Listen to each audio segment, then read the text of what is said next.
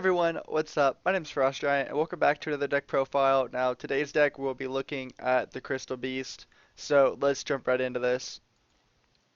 So, for the most part, the Crystal Beast focuses on summoning Hamon, or at least in my version of the Crystal Beast, is summoning Hamon and summoning the Rainbow Dragon. Both can be done by practically using the same tactic. So, for you guys who don't know, Hamon is one of the three Beast cards, which are like the God cards, but not as strong. But they do fuse to become this beautiful beast, but I don't need him at all. He's just there so I can use my fusion reserve. But yeah, that's the only reason I have him. I haven't touched the extra deck to this deck yet, so you guys feel free to do whatever you want with it. But yeah, so let's actually get into this. So I've got two Hammond, in which you can only be special summoned by discarding three continuous spell cards that you have currently on the field, which is why it works really well with the Crystal Beast cards, because every time these guys are destroyed, they are then sent to your spell and trap card zone to be deemed as continuous cards. So you must get rid of three, and when this card destroys an opponent's card by battle, then inflict 1,000 points of damage to your opponent. And if this card is in defense, then no other monster on your field can be attacked except him. So I've got two of him. I've got two Rainbow Dragons. Normally I would only need one, but two is also just precaution. But yeah, so you must have seven different Crystal Beast cards with different names, either on the field or in your graveyard. And during either player's turn, you can send all Crystal Beast monsters you control to the graveyard. He will gain 1,000 per each one. So say you have like a whole back row full of five, you get rid of that, then that's 5,000 more to his attack. And this attack is already 4,000 to begin with, so that's really beneficial. Or you could banish all the Crystal Beast monsters in your graveyard and return all monsters on the field to the owner's respective deck. So for the most part, I never touch that last one unless I know my opponent has a stacked field, and I kind of have to just like throw it out there to protect my ass. So I've got two of him. Now I've got two Crystal Beasts, Sapphire Pegasus, in which if he's summoned, I can select one Crystal Beast monster and set it as my uh, and just set it in the back row in the spell or trap card zone, so it will become a continuous card. And I have three of him, so I can get three different occasions I can summon into my spell and trap card zone a Crystal Beast card from my deck. And his attack is also 1800, which is pretty beneficial. So I've got three of him. I've got two Amber Mammoth, in which he can, if he's on the field while you control another Crystal Beast monster, uh, and say your opponent attacks the other one, you can make him the current attack target. And oh, also, when all the Crystal Beast monsters are destroyed, they all go to your spell and trap card zone. So in case I didn't say that with Sapphire Pegasus, same thing for Amber Mammoth. He gets destroyed, he goes to your spell and trap card zone. Then I've got Topaz Tiger, in which if during your battle phase, or damage step, I should say, he gains 400 attack, and if he is destroyed, he goes to your spell and trap card zone. I've got two of him. I've only got one Cobalt Eagle, but once per turn, you can select one face-up Crystal Beast monster you control and return it to the top of your deck, which I guess is really good in case you have to, like, you're not sure what your next card's going to be, but you know you're going to need a meat shield in case something's about to go down in which all the cards on the field are going to be destroyed. Cough, cough, Rainbow Dragon's effect. But yeah, so I've got one of him because I at least need seven of them. So one, two, three, four, five, six, and seven.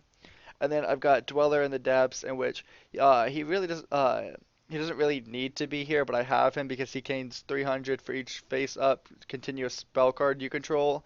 So literally, if you have a whole back row, like I said, with all of these guys, then that is 1500 on top of his 1500, so his attack will become 3000. And then I've got Amethyst Cat, in which she can attack you directly, but if she does attack you directly, then you only gain, your opponent only takes half of its attack. So literally, it wouldn't really be that useful unless you want to keep hitting them with 600 every single turn, which I mean, I guess would do something eventually, but still. But yeah, so, and if again she's destroyed, then she goes to your spell and trap card zone as a continuous. Then I've got Emerald Tortoise, in which he's got a really strong defense, which is why I've got three of him. His defense is 200, or excuse me, 2000. And once per turn, you can target one monster who has attacked this turn and switch it to defense, which really works with Hamon, because if Hamon attacks, destroys a monster, your opponent takes 1,000 damage, and then Tortoise can switch him to defense, in which your opponent can only target him this turn, so that really benefits you. And then I've got the Ruby uh, Carbuncle, in which pretty much if he's special summon, you can special summon as many Crystal Beast monsters from your spell and trap card zone, but besides that, he's not really good. But I do have two of him, which some people might say bring out two eagles, drop this card or whatever, so you at least have a higher chance of getting all seven in like on the field or in your graveyard at one point. But I still like Dweller in the Depth. Or if you're gonna keep this combo, some people might drop Ruby and add one more Cobalt, but regardless, it works. And then you've got Regeki, obviously my personal favorite, completely destroy your opponent's field. Then you've got Crystal Blessing, in which if you control two Crystal Beast monsters in your spell and trap card zone, you can wait. Oh, my bad. I'm thinking the next card. With this card, you can select two Crystal Beast monsters in your graveyard and place those targets in your spell and trap card zone. My bad. So that's decent in case you need like one or two more for Hammond. Then boom, get rid of them again and summon him to the field. What I was thinking is rare value, in which if there are two Crystal Beast cards in your spell and trap card zone, you can choose one, send it to the graveyard, and draw two more cards, which allows you to one have a higher chance of getting either of them, or just being able to set up your back row with these. And then Crystal Abundance, you could send four Crystal Beast cards in your spell and trap card zone to the graveyard. Send all cards on the field to the graveyard and special summon as many Crystal Beast monsters as cards that were sent to the graveyard just now. So literally, if you have four Crystal Beast cards in your back row, send all of them to the graveyard. Send all cards on the field, both yours and your opponent's, to the graveyard, and special summon all the cards you just had in your back row back on the field. So normally your opponent would be open for an attack, and depending on how many Crystal Beast monsters you had, you're just gonna shoot them directly and do a shit ton of damage. So I really enjoy that card, although I only have one of it, because getting a back row with this deck of four isn't really needed. Because if I'm using Hammond's ability or something else, I normally want to get rid of them. But on the rare occasion Hammond's not in my hand yet, then I will use the Crystal Abundance. Then I've got Crystal Beacon, in which you special summon one Crystal Beast, and you must have two or more Crystal Beast monsters in your spell and trap card zone. But yeah, so say you want to special summon maybe Ruby, in which is you can special summon as many Crystal Beast monsters in your back row as possible in spell and trap card zone. So yeah, if I say back row, it means spell and trap card zone for all of you who were confused. But yeah, so pretty much you special summon him, and then all the cards in your spell and trap card zone will be special summoned to the field as well. And then I've got Over the Rainbow, in which if Rainbow Dragon uses its effect, you can special summon as many Crystal Beasts with different names from your deck. So for the most part, you won't be able to get another Cobalt Eagle, seeing as it would either have been on the field or in the graveyard by the time you got Rainbow Dragon on the field. But yeah, so you can just special summon as many more of these as you need by Over the Rainbow. And then you've got Crystal Tree for each time a Crystal Beast monster. Um, it's placed in either player's below the trap card zone. You can add one counter to this, and then take a number of Crystal Beast monsters from your deck equal to the number of crystal counters on this, and then place them in your spawn trap card zone.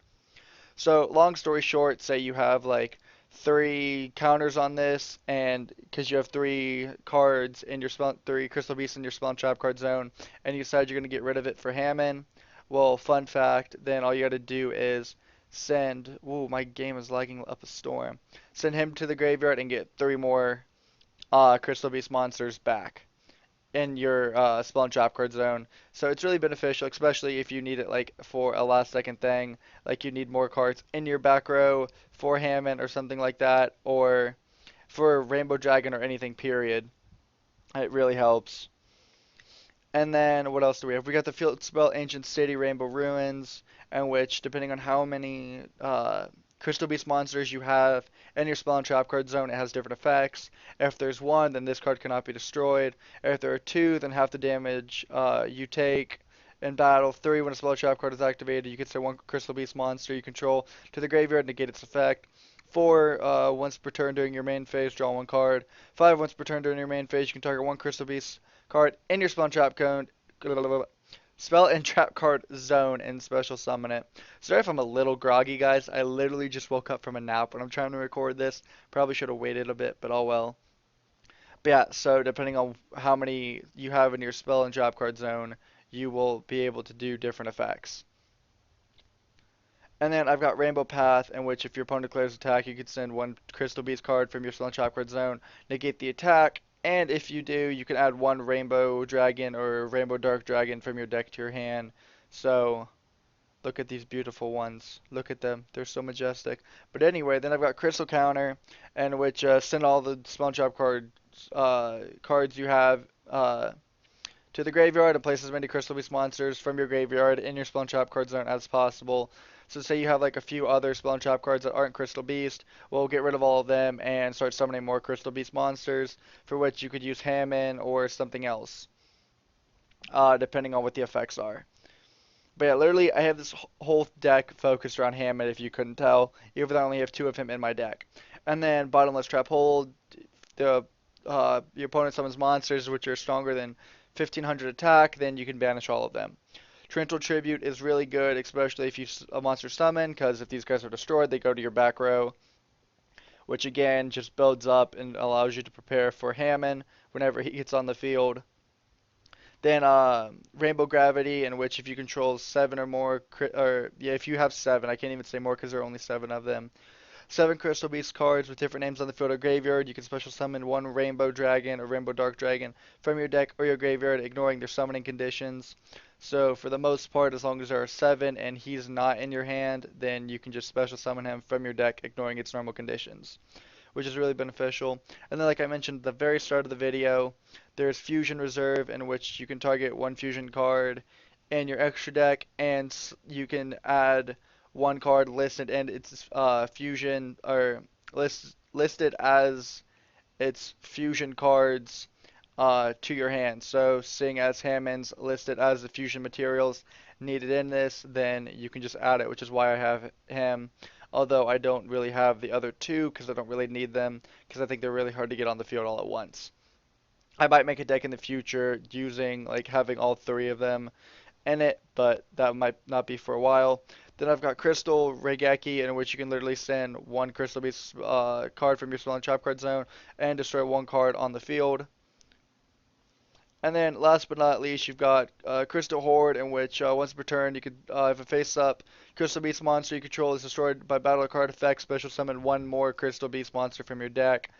Um, And if this card is in your spell trap card zone, you can send to the graveyard target a Crystal Beast card you control, and one other card on the field. Jeez, I cannot speak today.